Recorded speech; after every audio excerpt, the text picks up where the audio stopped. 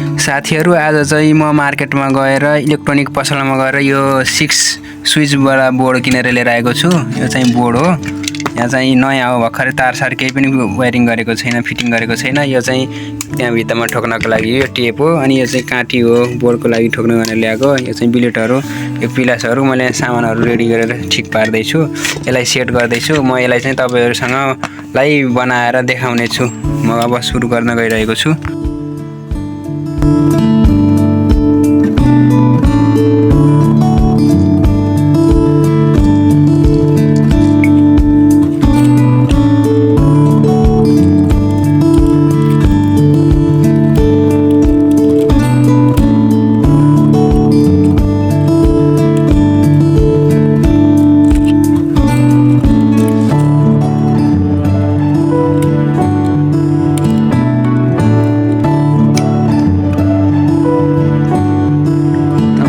हेर्न सक्नुहुन्छ हामीले चाहिँ तार जोडेर माथिबाट सर्लक्क यसरी मिलाएर राखेका छौं। तलपट्टि इन्डिकेटरको लागि पनि हामीले मिलाएर जोडिसकेका छौं। अब यो चाहिँ न्युट्रनको लागि हो र चाहिँ फेसको लागि यहाँ छ। हामीले चाहिँ फाइनल्ली बोर्ड पनि लगाइसकेका छौं। माथि काठ लगाएर काठमाथि स्क्रुले यसलाई कसिसकेका छौं।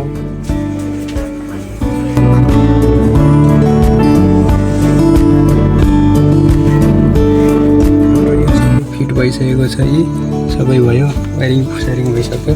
अब यहाँबाट खोल्छ, बाहिर मोटर चल्यो।